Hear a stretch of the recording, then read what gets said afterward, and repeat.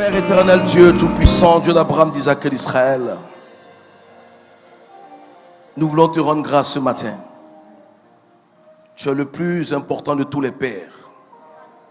Et nous voulons t'honorer en tant que notre Père céleste, en tant que notre Père bien-aimé, en tant que l'amour de notre vie. Car la Bible dit que personne ne vient à toi si ton esprit ne l'a attiré. Tu nous as attirés à toi parce que tu nous as aimés le premier. Et tu as fait de nous tes enfants adoptifs. Nous voulons te rendre grâce pour cela. Il est question de ta parole maintenant. Je prie mon Dieu, mon roi, que tu mettes les paroles dans ma bouche. Tu oignes ma bouche afin que je puisse parler de ta part. Quoique je ne me sente pas digne de le faire, mais il t'a plu. Que le sort tombe sur moi ce matin. Mets tes paroles dans ma bouche, remplis ma bouche de révélation, oigne mes lèvres, touche mes lèvres, amène-moi en eau profonde, communique-moi ton rhéma, ta pensée, afin que cette parole puisse faire du bien à quelqu'un. Gloire, honneur, élévation te reviennent. Toi qui es Dieu dans les cieux et qui règne sur la terre, pour des siècles et des siècles, c'est par Jésus-Christ, notre Seigneur, notre Sauveur, que je prie. Et que quelqu'un dise 3 fois Amen, Amen, Amen, Amen. Le thème d'aujourd'hui, je l'ai intitulé « Honore ton père et ta mère afin que tes jours se prolongent ». Lorsqu'on parle de la prolongation de tes jours, ça n'a rien à voir avec les jours que Dieu avait arrêtés pour toi. Amen. Ça, beaucoup de gens ne le savent pas. Ça veut dire qu'en plus des jours que Dieu a arrêtés pour toi, tu peux encore prolonger. Est-ce que je parle à quelqu'un? Dieu t'a donné un certain nombre de jours de vie, mais la Bible dit que si tu honores ton père et ta mère, en plus des jours qu'il t'a donné, il va prolonger encore des jours. Amen. C'est ça qu'on va voir aujourd'hui. Amen. Exode 20, verset 12. Marc 7, verset 10 à 13. Donc, on va commencer par Exode. Honore ton père et ta mère, afin que tes jours se prolongent dans le pays que l'Éternel, ton Dieu, te donne. Marc 7, verset 10 à 13. Car Moïse a dit, honore ton père et ta mère, et celui qui maudira son père ou sa mère sera puni de mort. Mais vous, vous dites, si un homme dit à son père ou à sa mère, ce dont j'aurais pu t'assister est corban, c'est-à-dire une offrande à Dieu, vous ne le laissez plus rien faire pour son père ou sa mère, annulant ainsi la parole de Dieu par votre tradition que vous avez établie. Et vous faites beaucoup d'autres choses semblables. Alléluia. Que Dieu bénisse sa parole. Ici, la Bible nous révèle un secret fondamental que beaucoup de personnes négligent. Peut-être par ignorance, ou par inadvertance, ou par négligence. Et ce secret est d'honorer son père et sa mère. Pourquoi Dieu veut qu'on honore nos parents? Parce que nos parents sont les premiers partenaires de Dieu en ce qui concerne notre conception. Qu'est-ce que je veux dire? Ça veut dire que même le Seigneur Jésus, lorsque Dieu avait besoin d'envoyer son fils sur la terre, il a eu besoin d'une femme. Sinon, malgré tout le Dieu qu'il est, il n'aurait pas pu le faire. Parce que Dieu ne reproduit jamais la même chose 2 fois. Il a formé, il a fait, il a créé Adam. Il ne peut plus reformer un homme. Ça fait un échec pour Dieu. Or, Dieu ne joue pas. Est-ce que quelqu'un comprend? Malgré le fait que le Seigneur Jésus soit le second Adam, sa venue a été différente du premier Adam. Donc, lorsque un couple veut concevoir un enfant, ils se mettent ensemble. Mais c'est la volonté de Dieu qui fait que l'enfant vient au monde. Amen. Mais ce que je veux dire, c'est que les parents aussi ont une décision à prendre par rapport à la venue de cet enfant. Même s'ils ne sont pas Dieu. Parce que Dieu a donné le libre arbitre à l'être humain. Dieu peut vouloir que tu aies des enfants, et puis toi tu peux estimer que tu ne veux pas d'enfants. Dieu ne va pas te forcer à avoir des enfants. Lorsque ta mère était enceinte, ton père aurait pu dire à ta mère, on est trop jeune pour avoir un enfant. Donc, on aurait pu t'avorter. Un autre peut dire, j'habite encore chez mes parents, ou je suis étudiant, ou je ne suis pas prêt. Et puis tu ne serais pas venu au monde. Mais Dieu a permis que tes parents acceptent que tu viennes au monde. Ça veut dire que Dieu a touché le cœur de tes parents pour que tu viennes au monde. Il y a des enfants qui sont nés et qui sont morts à l'accouchement. La question que je pose, qu'est-ce que ces enfants ont fait à Dieu? Rien. Il y a des femmes qui sont tombées enceintes, qui ont avorté sans informer le papa. Et puis Dieu n'est pas intervenu. Dieu n'a rien dit. Il y a des enfants qui naissent, qui sont beaux, qu'on jette dans des poubelles, qu'on dépose devant des portes, qu'on jette dans les caniveaux, parce que cet enfant n'est pas désiré. Mais toi, Dieu a permis que tu fasses les 9 mois dans le sein de ta mère et que tu naisses en bonne santé. Tu peux naître, mais tu peux naître avec une malformation. Tu peux naître avec des défauts. Tu peux naître inachevé. Tu peux naître sans avoir de bras. Il y a des gens qui n'ont pas de bras, qui n'ont pas de pieds. Et ils sont nés. Chaque fois qu'une femme est enceinte, elle est entre la vie et la mort. Est-ce que vous savez ça? Et malgré cela, elle prend le risque de porter ta grossesse, de t'amener au monde. Quand tu nais, elle prend soin de toi. Malgré le fait qu'elle ait échappé à la mort, lorsque tu nais, elle pleure de joie. Ses larmes coulent, mais elle est heureuse. Je veux t'amener aujourd'hui à apprécier tes parents. Je veux que tu saches que, de la même manière que on ne peut pas exprimer un parent qui perd son enfant, de la même manière on ne peut pas exprimer les douleurs de l'enfantement. Il y a des femmes qui sont mortes à l'accouchement pour que l'enfant vive. Malgré ça, il y a des gens parmi nous qui ne s'occupent pas de leurs parents, qui ne font rien pour leurs parents, qui sont gentils dehors. Mais lorsque leur maman a besoin d'eux, ils sont très nerveux. Ça les énerve même qu'on leur demande. Tes parents habitent dans la même cour commune dans laquelle toi tu es né, tu as grandi, tu es devenu quelqu'un. Aujourd'hui tu t'es accompli, tu as acheté une maison à la Riviera. Tes parents habitent toujours dans cette maison. Et pire, tes parents louent la maison. Il y a des personnes parmi nous qui auraient dû être avortées. Je vais choquer quelqu'un ce matin. Ça veut dire que si ta mère ou ton père savait d'avance le comportement que tu allais avoir, peut-être qu'elle aurait décidé que tu ne viennes pas au monde. Est-ce que je parle à quelqu'un? C'est précieux, un père et une mère. C'est précieux. Je n'ai jamais vu un père mourir parce que son enfant est né. Lorsque la femme porte la grossesse, c'est elle seule qui met sa vie en jeu. Lorsque l'enfant est dans le sein de sa mère, la seule personne avec qui l'enfant est en contact, c'est sa mère, par le cordon ombilical. Lorsque l'enfant naît, la mère peut mourir. Mais dans tout ça là, quand l'enfant naît, on donne le nom du père.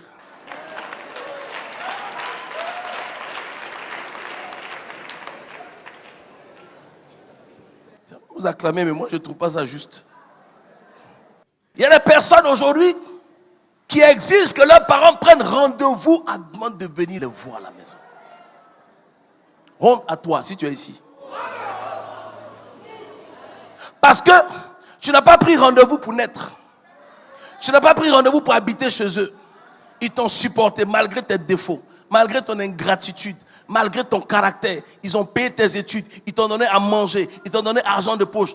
Ils se sont occupés de toi jusqu'à ce que tu deviennes quelqu'un. Il y en a même, la maman, elle prend ses économies, elle donne à son enfant pour qu'il aille en Europe pour devenir quelqu'un. Quand il arrive en Europe, il n'appelle même pas ses parents.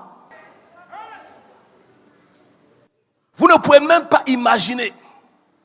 C'est-à-dire que chaque fois que tu fais du bien à tes parents, tu rajoutes encore des jours à tes années de vie. Et souvent, il y a des parents qui soupirent quand tes parents ne disent rien et disent c'est une malédiction. Il y a des personnes qui osent hausser le ton sur leur maman.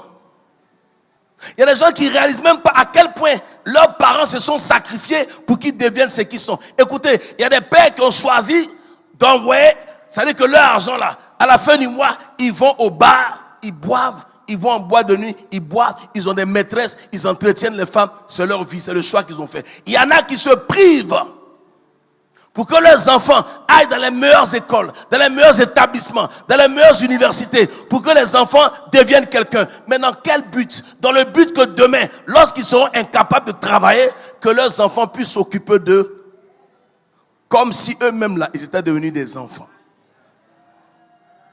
Mais ce que je constate, qui est dramatique, je me rends compte que ce que nous sommes en mesure de faire pour nos enfants, nous sommes incapables de le faire pour nos parents. Je reprends. Il y a des choses que tu fais pour tes enfants. Tu les amènes dans des écoles, tu paies des établissements 2 millions, 3 millions, mais tu ne peux pas donner 3 millions à ta maman. Tu ne peux pas donner 3 millions à ton papa. Mais sache que c'est ce que les enfants voient leurs parents faire qu'ils font. Si tu ne t'occupes pas de tes parents, tes enfants ne s'occuperont pas de toi.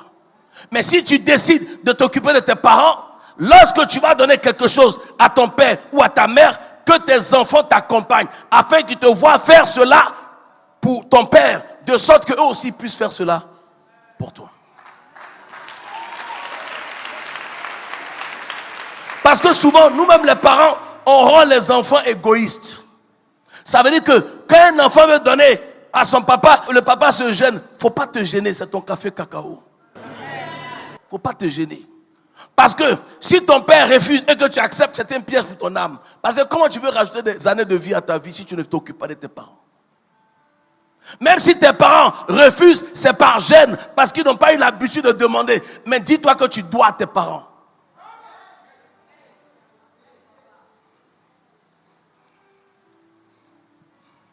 Est-ce que je parle à quelqu'un? Entre tes parents adoptifs qui t'ont récupéré et tes parents biologiques qui t'ont rejeté, tes vrais parents sont tes parents adoptifs. Je réponds. Si un père t'a pas reconnu, une mère t'a pas reconnu quand tu étais enfant, si tu grandis, tu ne lui dois rien. Parce qu'il n'est pas ton vrai père. Elle n'est pas ta vraie mère. Est-ce que vous comprenez ce que je dis? Celui qui t'a adopté, qui t'a mis dans sa maison, qui t'a donné à manger, qui t'a nourri, qui a payé tes études, c'est lui ton vrai père. C'est elle ta vraie mère. Est-ce que quelqu'un comprend ce que je suis en train de dire? Celui qui t'a donné à manger, s'il prononce une parole sur ta vie, ça va t'arriver.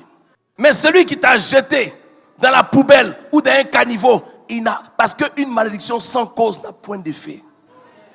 Il n'a aucun droit légal sur toi. Celui qui t'a recueilli là, c'est lui qui a un droit légal sur toi. Mais souvent, on a tendance à être ingrat avec le Père qui nous a élevés et on cherche celui qui nous a rejetés. Beaucoup de gens font ça. Ils en veulent même à la personne qui les a adoptés parce que la personne ne leur dit pas qui est leur vrai parent. Mais celui que tu cherches là, il t'a jeté dans la poubelle. C'est parce que tu n'es pas mort dans la poubelle que tu le cherches. Et tu en veux à celui qui t'a sorti de la poubelle. Et on le fait naturellement. Est-ce que quelqu'un comprend? On a tendance à faire plaisir à ceux qui ne nous aiment pas. Et on pense que ceux qui nous aiment sont un acquis. Ce n'est pas forcément celui qui te met au monde. C'est celui qui a pris soin de toi. C'est celui qui t'a éduqué. L'amour que j'ai pour François Cognan, je ne l'ai jamais eu pour mon père biologique. Ça peut choquer les gens, mais c'est comme ça. Parce que il y a des actes qu'il a posés dans ma vie que mon père biologique n'a pas posé. Il faut être juste dans la vie. Celui qui se soucie de ton avenir, celui qui paye ta scolarité alors qu'il ne t'a pas mis au monde, il est plus grand que celui qui t'a mis au monde.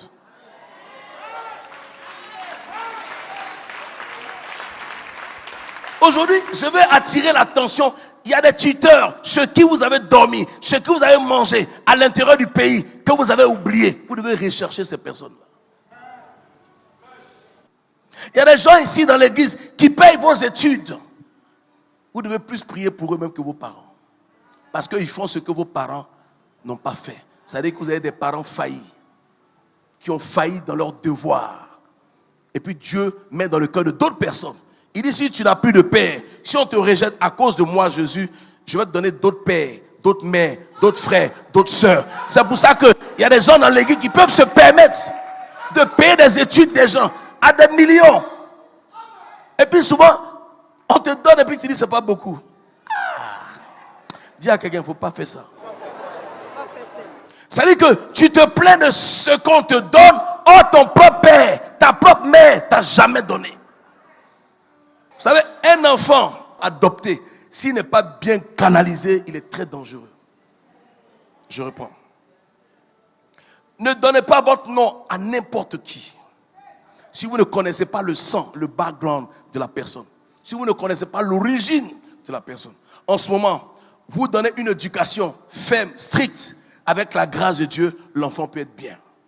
Mais un parent même qui jette son enfant, il est dangereux. Une maman qui peut porter 9 mois, aller jeter l'enfant dans un caniveau. Le problème, c'est que l'enfant qu'on a jeté là a le sang de la mère, le sang du père. Donc c'est qui? Est-ce qu'il ne va pas te rejeter comme ses parents l'ont rejeté? Puis dans les familles, on jette. Souvent, quand il y a des problèmes d'héritage, ce sont les enfants adoptifs qui sont plus chauds que les enfants biologiques. Ce que je dis, c'est vrai ou c'est faux?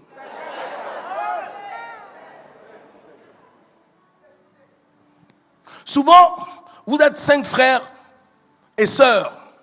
Vos parents sont âgés. Et souvent, les parents se battent pour faire à manger eux-mêmes. Vous êtes 5 frères. Vous pouvez faire par rotation.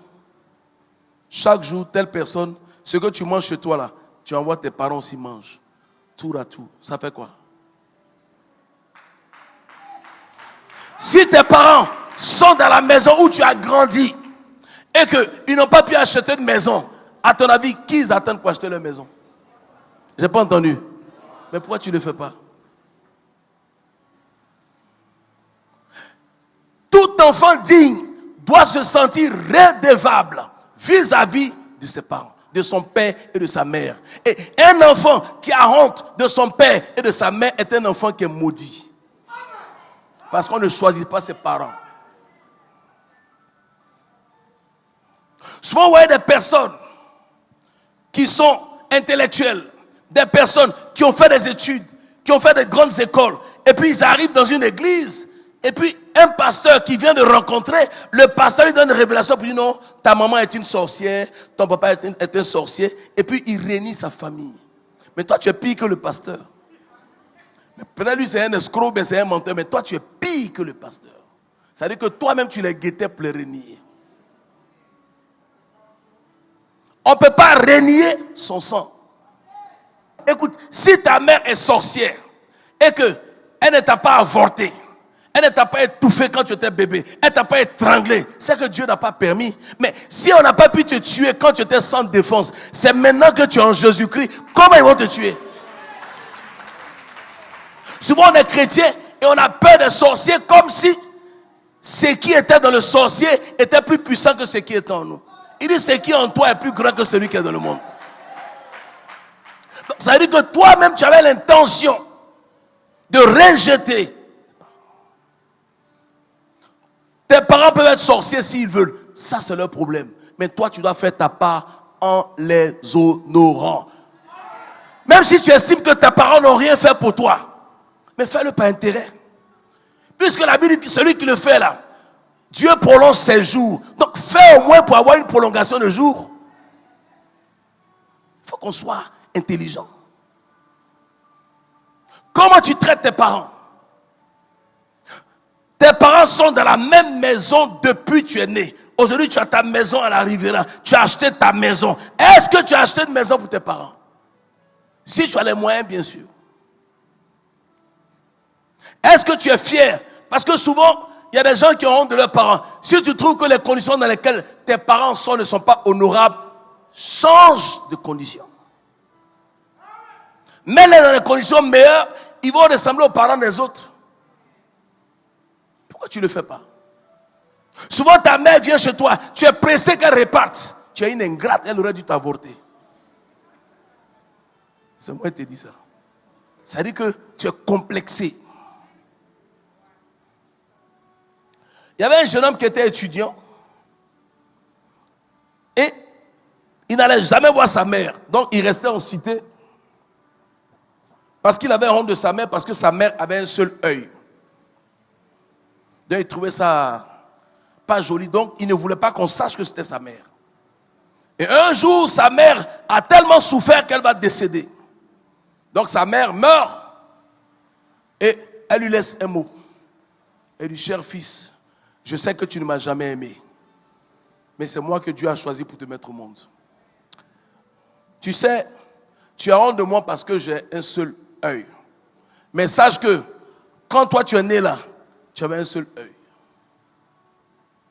Pour toi, j'ai arraché un œil pour que toi tu aies 2 yeux, pour que moi j'ai un seul œil. Si pour le bien que je t'ai fait, tu as honte de moi, je rends grâce à Dieu. Le problème, c'est quoi? C'est que l'enfant, il n'est même pas venu au funérailles, même à l'enterrement de sa mère. Il a lu la lettre, mais la dame était déjà morte. Donc, comment tu rattrapes ça? Il y a des personnes qui sont rentrées dans la malédiction parce qu'ils n'ont pas eu le temps de se réconcilier avec leur Dieu. Moi, si ma mère était là, je la mets au dos tous les jours. Je la mets aux 2 pieds, on se promène. Parce que ton père là, rien ne prouve que c'est ton père. Le jour où ta maman est fâchée, tu l'as énervé. Elle dit: bon, ce n'est plus ton père. Tu vas faire quoi? C'est pas mieux d'être gentil pour ne pas qu'elle dise ça. Elle dit: bon, je ne voulais pas te dire. C'est pas lui ton père. Tu vas pleurer. C'est pas lui. C'est elle seule qui sait. Donc ton vrai parent, c'est ta mère.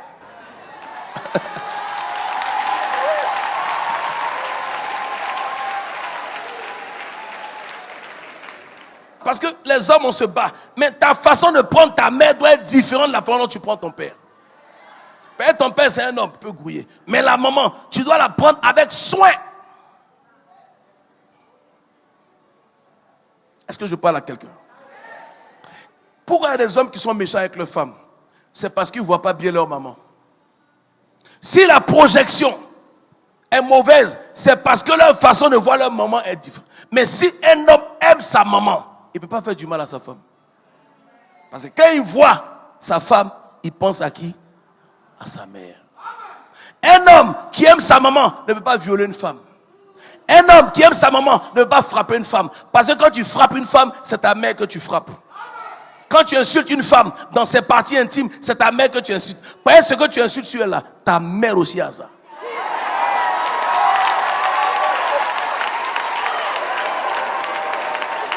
Donc tu n'as rien dit en fait. Est-ce que je parle à quelqu'un? Chaque fois que vous allez faire du bien à vos parents, chaque fois que vous faites une offrande, vous donnez, exigez que vos parents vous bénissent. Il faut qu'ils prononcent des paroles sur vous. C'est important. Moi, j'aurais aimé bénir ma mère aujourd'hui.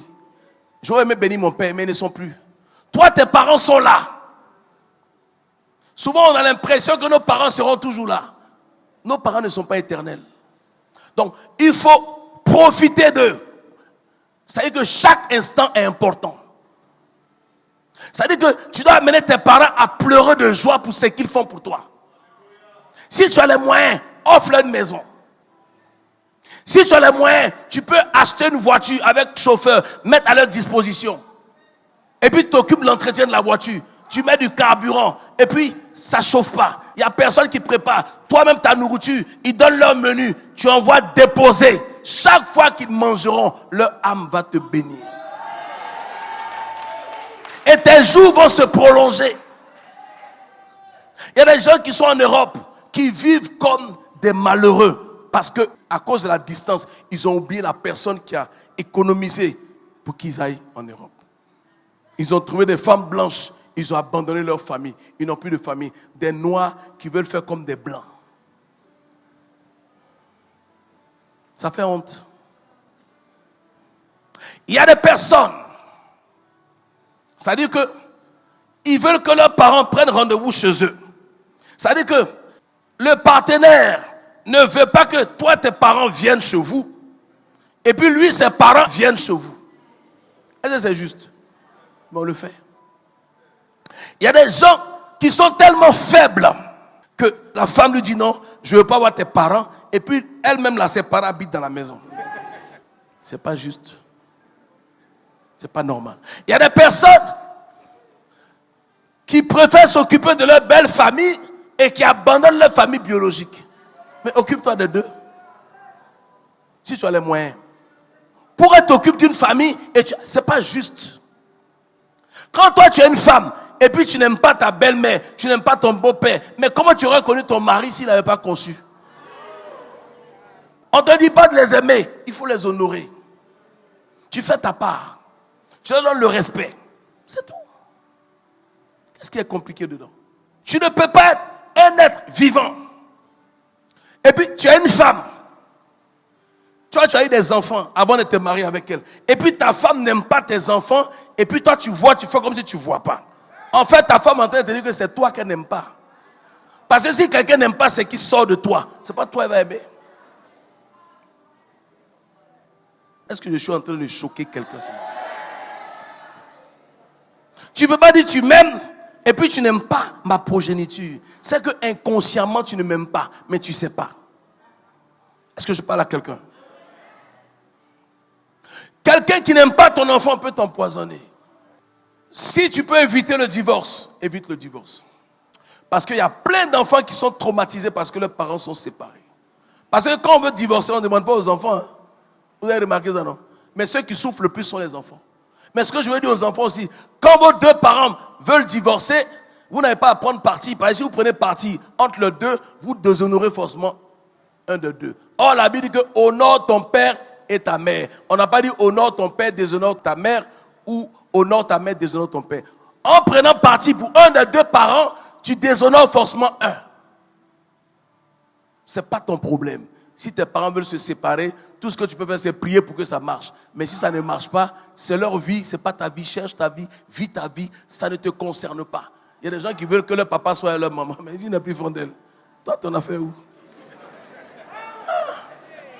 Cherche-toi pour toi où tu es fort. Ou bien, ça ne te regarde pas en fait. Ce n'est pas dans tes prérogatives. Tu es trop. Parce que quand ils se rencontraient, tu n'étais même pas né. Donc tu ne peux pas te permettre de t'ingérer dans le couple de tes parents. Parce que quand l'enfant n'est pas ton enfant, c'est délicat. Tout ce que tu feras de bien, on ne verra pas. Hein. Mais c'est ce que tu feras de mal, on va dire non, elle est méchante. Donc, quand l'enfant n'est pas ton enfant, tu dois faire doublement attention. Tu dois te battre pour que cet enfant réussisse, pour qu'on sache que tu es une bonne femme. Mais si toi, ton enfant est en train de réussir et que l'enfant de ton mari ne réussit pas, c'est toi. On ne va pas dire que c'est quelqu'un, on dira que c'est toi. Ça veut dire que tu n'as pas le même traitement pour les deux enfants. Oh, ce n'est pas forcément vrai. Il y a des enfants qui sont des cancres. Ah ouais. Bon, un enfant que tu prends, il est né, tu ne l'as pas reconnu, tu l'as pris à 18 ans, il est déjà gâté. 18 ans, ses os sont déjà formés. Il a été formaté. Tu ne sais pas dans quel gang il était avant. Tu l'as pris là, c'est problème dans ton foyer. Mais malgré ça là, tu dois faire tout pour ne pas qu'on dise que non, tu es méchante. C'est vrai ou c'est pas vrai? C'est ça. Si l'enfant réussit, on donne l'honneur au papa. Mais si l'enfant échoue, on accuse la maman. Amen ou pas amen? J'ai un ami, il est musulman. Je l'ai vu traiter sa mère d'une manière, ça m'a bouleversé. Ça veut dire que lui, sa mère est décédée l'année dernière. Il a sa maison. Il a logé sa mère dans une de ses maisons en face de chez lui. Tous les jours. Il va chez sa mère d'abord, avant d'aller chez lui. Tous les jours. Et sa mère priait tellement pour lui. C'était une femme musulmane, mais qui priait beaucoup. sa mère l'a béni. Sa mère l'a tellement béni qu'il a réussi sa vie. C'est lui qui m'a appris à m'occuper de ma mère. Il m'a dit, chez nous les musulmans, le Coran dit que la porte du paradis là repose sur les pieds de ta mère. Et ce garçon a réussi sa vie. Il a construit une mosquée à Bobo.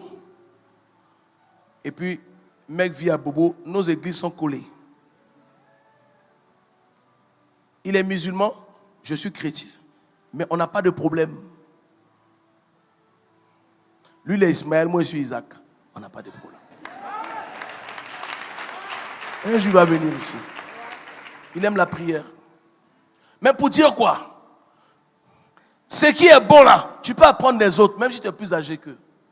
Si tu es un ami qui traite bien sa famille et que tu vois que ça fonctionne, fais comme lui. Beaucoup de gens errent parce que jusqu'à leur âge, ils ne pensent même pas chaque mois donner quelque chose à leurs parents. Tes parents sont vivants. Fais du bien à tes parents pour que tu vives longtemps. Vous savez, quand un enfant perd sa mère, il est orphelin. Quand il perd son père, il est orphelin. Mais quand une mère perd son enfant, elle est quoi? Quand un père perd son enfant, il est quoi? Ça veut dire que ça ne devrait jamais être. C'est pour ça qu'il n'y a pas de mot pour ça. Souvent, c'est la malédiction qui fait que les enfants meurent avant leurs parents. C'est pas normal que les enfants meurent. Parce que ce sont les enfants qui doivent enterrer les parents et non les parents qui doivent enterrer leurs enfants. Mais quand tu ne fais pas ce qu'il faut, tes jours s'abrègent et ce sont tes parents qui t'enterrent. Est-ce que je parle à quelqu'un? Et vous devez savoir que quand la Bible parle de père et de mère, vous devez savoir que ça concerne aussi le père spirituel et la mère spirituelle. Tu ne peux pas avoir un père spirituel et puis ignorer ta mère spirituelle. C'est que tu n'es pas intelligent. On ne te dit pas si ça te plaît, ça ne te plaît pas, ou si tu veux, si tu ne veux pas. On dit honore ton père et ta mère. C'est-à-dire donne le respect aux deux. Tu fais ta part en les respectant. Souvent, tu peux avoir des relations difficiles avec tes parents, mais tu fais ta part. Ce que tu dois faire pour eux, tu le fais, point. On ne te demande pas tes états d'âme. On dit honore ton... C'est un commandement. C'est un commandement. Et vous allez voir, les familles du Nord, les musulmans, vous allez voir, souvent ils n'ont pas beaucoup d'argent, mais il y a toujours à manger chez eux. Parce qu'ils ont pour habitude de préparer un grand nombre de sorte que n'importe qui puisse rentrer dans la maison pour manger. Moi, ma mère nous disait, elle dit, je donne à manger aux autres pour que mes enfants ne manquent jamais de nourriture. Et ça, je l'ai expérimenté parce que dans mes moments de galère, Dieu a permis que je ne manque jamais de nourriture. Parce que ma mère a sémé la nourriture dans la vie des autres. Quand moi je suis né, on avait des locataires qui étaient des djoula. Mais paraît-il que la première langue que j'ai parlé, c'est le djoula. Avant de parler la bourrée ou les briers. Pour dire qu'on vivait en bonne intelligence. Donc, si tu peux faire du bien aux mamans des autres dehors, aux papas des autres dehors, quand tu rentres chez toi là, fais le double de ce que tu as fait dehors. Est-ce que je parle à quelqu'un? C'est comme ça qu'on réussit. Tu ne peux pas être généreux dehors et puis tes parents sont encore dans les cours communes. Tu distribues l'argent dans les concerts, tu travailles sur les gens et puis tes parents sont en galère. Honte à toi. Parce que tu as quelque chose à prouver. Pendant que toi-même Dieu te désapprouve. Est-ce que je parle à quelqu'un? Est-ce que je touche l'âme de quelqu'un? Est-ce que cette parole amène quelqu'un à prendre de nouvelles résolutions? Quand tu sors d'ici là, va voir tes parents. Va faire une offrande à tes parents. Et dis à tes parents de prier pour toi. C'est le secret. Quelqu'un que tu as appelé papa, il ne faut jamais attrister son cœur. Parce que l'avantage d'avoir un papa, c'est que le papa peut prononcer une bénédiction sur toi. Donc, de la même manière que la malédiction marche dans la vie des gens. Quand tes parents prononcent la malédiction, ça te touche. Ça veut dire que s'ils prononcent aussi la bénédiction, ça va te toucher. Donc, cherche à savoir qu'est-ce que tu peux faire pour que ça touche le cœur de tes parents. Il y a des enfants qui insultent leurs parents. Il y en a qui volent leurs parents. Il y en a qui frappent leurs parents. La Bible dit que celui qui touche à son père éteint sa lampe. Tu portes main à ton père, tu ne vis pas longtemps. Tu portes main à ta mère, tu pousses même ta mère, tu l'as frappée. Tu la bouscules, tu l'as frappée. Est-ce que je parle à un jeune qui est assis là? J'aime toujours donner cette anecdote parce que ça m'a délivré. Vous savez, souvent la parole peut délivrer la vie de quelqu'un, peut créer un déclic dans la vie de quelqu'un. Moi, ma mère était à Mossou et chaque fois j'allais la voir. Et quand j'allais la voir, je piquais quelque chose. Je vais piquer l'argent, je prends quelque chose. Je vais toujours prendre quelque chose.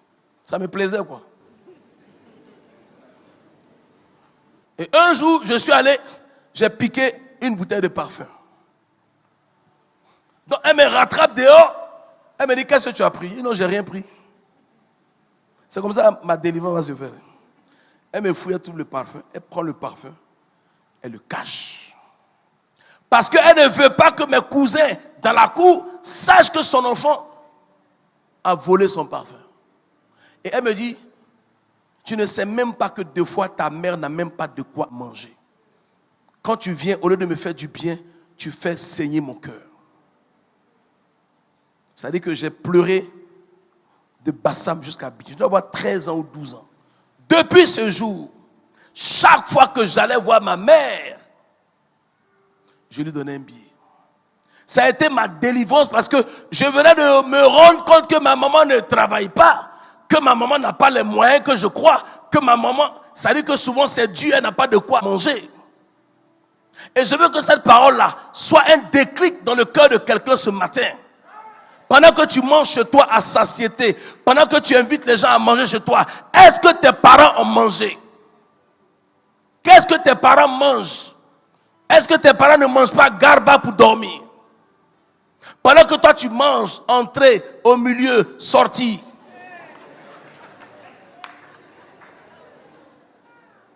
Chacun doit se remettre en cause aujourd'hui. Moi, il y a beaucoup de choses que j'aurais aimé faire, mais je ne peux plus parce que mes parents ne sont plus là. Mais toi, tes parents, tu as un parent peut-être qui est vivant.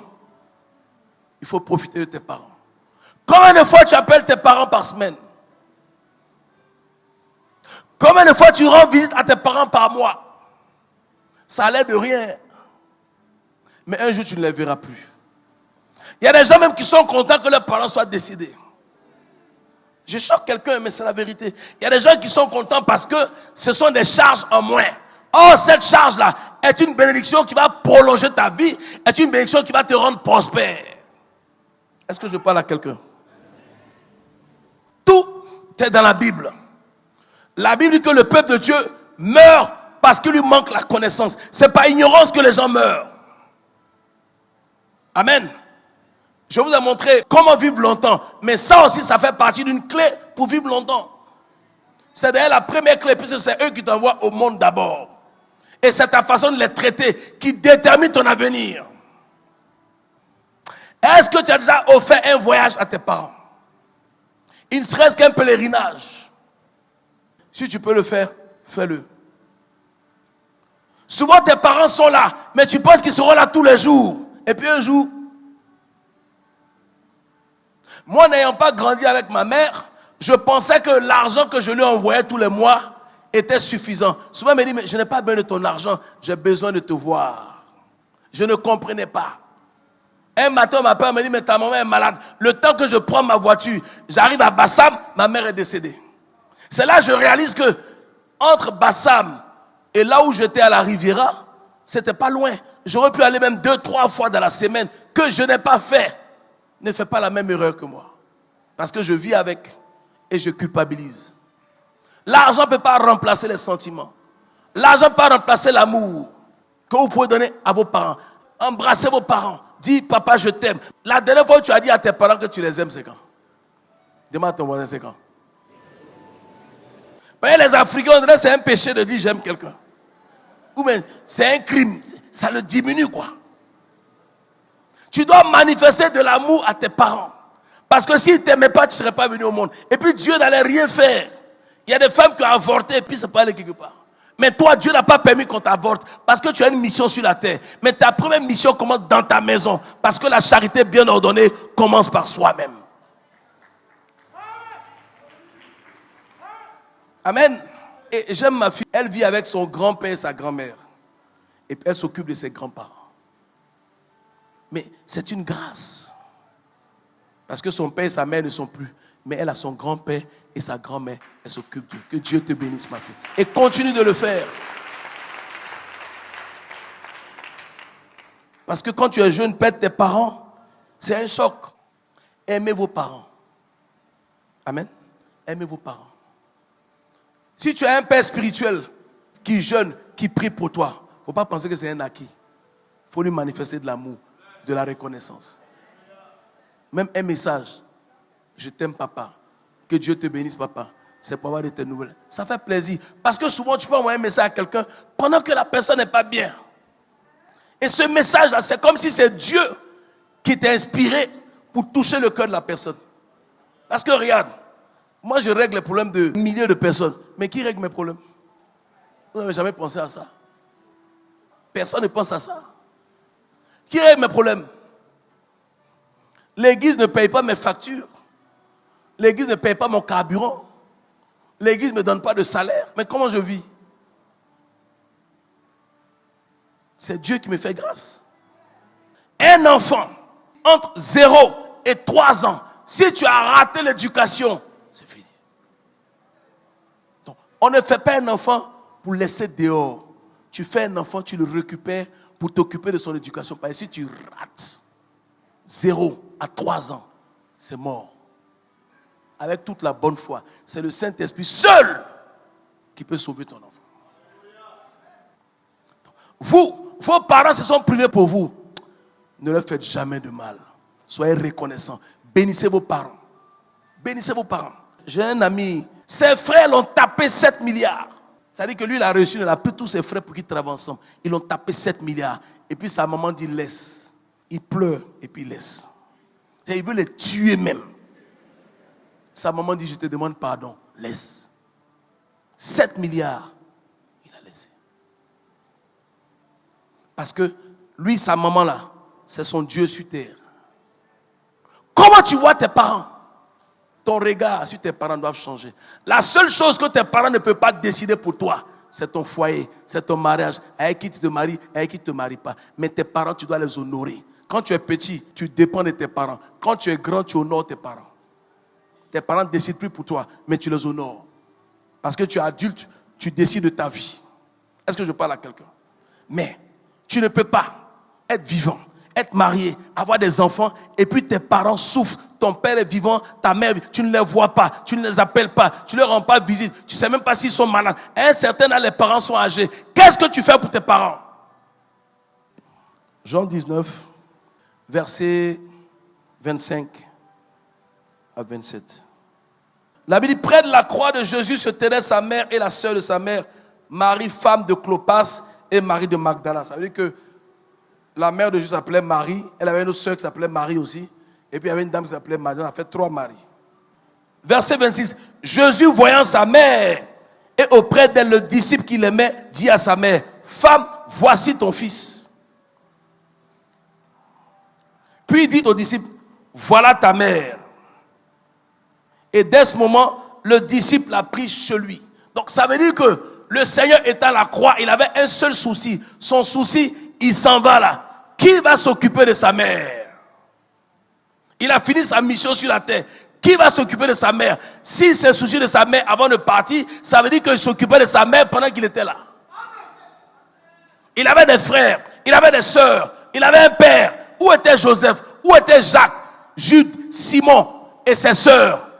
Il a confié sa mère à Jean.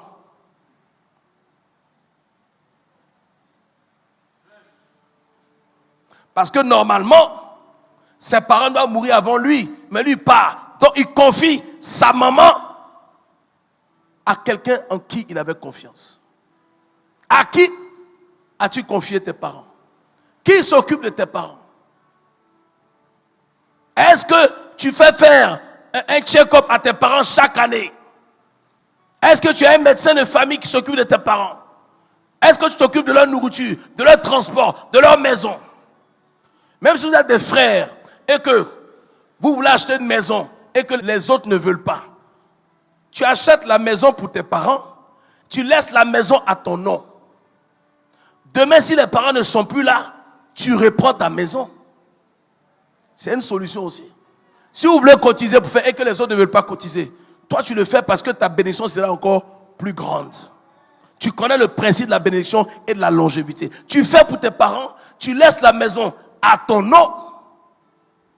Pour ne pas que tes frères demain viennent se battre pour un héritage qu'ils n'ont pas payé. Payer les gens qui n'ont pas payé, c'est eux qui veulent prendre toujours. Les gens qui n'ont pas construit avec toi, tu as construit toi seul, ou même toi seul, tu as pris ta maison. Après, maintenant, on veut venir t'arracher la maison. Donc, tu mets la maison à ton nom. Si tes parents ne sont plus là, c'est toujours ta maison. Mais pendant qu'ils sont là, la maison est à eux. Il faut y penser. C'est pour ta bénédiction, c'est pour ta longévité. Et c'est ce que le Seigneur a fait. Il nous a donné l'exemple de le faire. Tu sors d'ici, va voir tes parents. Si tu as un parent qui est vivant, même si c'est ta mère, quand on disait qu'aujourd'hui c'est fête des mères, va lui dire bonjour. Va lui faire une offrande. Va la bénir, maman, prie pour moi. Pour finir, je vous donne une dernière anecdote. Une année, mon frère est venu me voir et puis il était à la maison, chez moi. Et le Saint-Esprit dit, dis-lui d'aller faire une offrande à sa mère pour qu'elle le bénisse. Donc je lui dis, va faire une offrande à ta mère. Et il m'a écouté. Il fait une offrande à sa mère parce que sa mère priait beaucoup. Elle était chez Yao Bio. C'est une femme de prière. Elle a prié, elle a béni. Quand elle est repartie en France, 1 mois après, sa mère est morte. Mais quand Dieu me disait de lui dire là, Dieu ne m'a pas dit que sa mère allait mourir. Donc ça veut dire que de tous ses frères et sœurs, la seule personne qui était bénie, c'était qui? Pourquoi? Parce qu'il allait dans sa présence. Il lui a fait une offrande. Fais une offrande à ta mère. Fais une offrande à ton père. Fais une offrande à tes parents. Tu ne peux pas être plus gentil dehors que tes parents. C'est-à-dire que tu payes la scolarité de tes enfants à des millions et puis tes parents sont dans la galère. Ça devait te faire honte. Ce que tu peux faire pour tes enfants, tu dois faire le double pour tes parents. Parce que tes parents ne seront pas là toujours. Eux, ils ne vont pas durer comme tes enfants. Donc tu dois faire plus pour tes parents que pour tes enfants. Souvent, il y a des parents aussi qui ont tellement gâté les enfants qu'ils ont donné à leurs enfants sans leur apprendre à donner en retour. Ils ont rendu leurs enfants égoïstes. Ils n'ont pas appris aux enfants qu'un enfant est un investissement. J'aurais pu mettre mon argent dans un bar, dans un restaurant, dans des maîtresses. J'ai investi en toi. Tu es mon café cacao. Même si tu es marié, même si tu as une famille, tu dois t'occuper de moi. Et tu dois le faire avec plaisir. Vous voyez comment j'aime Papa Konya? Je l'aime quand j'aime sa mémoire. J'aime ses enfants. J'aime tout ce qui vient de son sang. Parce que je l'aime. Même il n'est plus là, mais je l'aime encore. Personne ne peut enlever cet amour dans mon cœur. Si vous êtes mien, soyez comme moi. Ne soyez jamais ingrat. Même si tu as dormi une nuit chez quelqu'un, un tuteur est un père, une tutrice est une mère. Donc Dieu t'a donné, ce n'est pas ta mère qui t'a mis au monde seulement. Ta tutrice qui est à l'intérieur, peut-être qu'elle souffre plus que ta mère. Si tu donnes même 10 000 à ta mère, tu peux donner 5 000 à ta tutrice chez qui tu étais à l'intérieur du pays. Est-ce que je parle à quelqu'un? Donc, quand tu parles de ton papa, pense à moi aussi. Hein. Voilà. Ah ouais? Peut-être que tu as oublié tes rappels. Parce que ton père biologique, il t'envoie sur la terre. Ton père spirituel t'envoie au ciel. Et étant donné que le spirituel est plus grand que le physique, ça veut dire que même si ton père biologique te maudit, la seule personne qui peut lever la malédiction, c'est ton père spirituel. La Bible dit que il ne faut jamais, au grand jamais, que ton père spirituel soit en peine contre toi. Même s'il soupire, c'est comme s'il te maudissait. Tu dois faire la joie de ton père et de ta mère. Biologique comme spirituel. Tu n'es pas obligé de peiner les personnes qui t'aiment. Tu n'es pas obligé d'attrister le cœur des gens qui t'aiment. Fais ta part. En les respectant, en les honorant, même si tu n'as rien pour donner. Ce n'est pas ça le plus important. C'est l'affection que tu manifestes. C'est l'amour, le petit SMS. C'est ça. Il y a des personnes ici pour qui je n'ai jamais rien fait, mais qui manifestent un amour incommensurable. Amen. Tu vas prier pour que Dieu te donne les moyens. Il y en a qui sont orphelins comme moi, mais il y a des personnes qui t'ont adopté. Moi, aujourd'hui, j'ai une famille adoptive au Gabon. J'ai un papa et une maman au Gabon. Pour qui je vais faire beaucoup de choses. Tu vas dire à Dieu, même si tes parents biologiques, mais ceux que tu as choisis comme parents, qui sont là, que Dieu te donne pour que tu leur fasses du bien.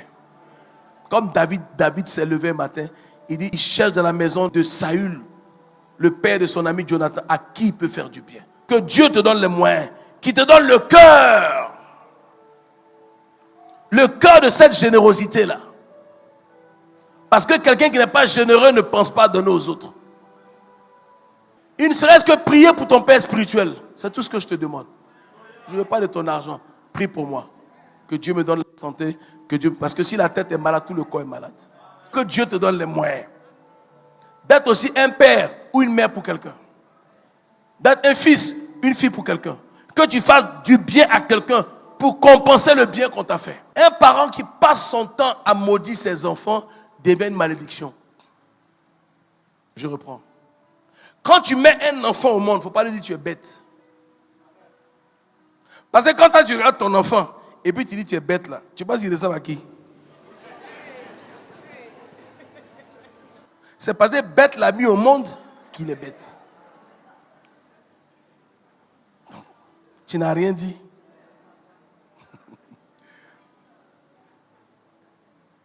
Vous devez prononcer des paroles de bénédiction sur vos enfants. Les propos que vous tenez sur vos enfants doivent être positifs. Quand vous mettez un enfant au monde, quand l'enfant est bébé, vous devez postillonner sur l'enfant. C'est-à-dire que parler sur l'enfant. Votre crachat là doit tomber sur l'enfant. Dis à l'enfant, tu es le plus intelligent. Tu vas réussir. Parlez à l'enfant. Ce que vous allez dire, c'est ce que l'enfant va devenir. Je vous assure. Imposez les mains à votre enfant pendant qu'il dort. Prophétisez sur sa vie. Tous les jours. De 0 à 3 ans. Faites ça. Vous allez voir ce que votre enfant va devenir. Si Dieu est pour nous, qui sera contre nous? Que Dieu vous bénisse.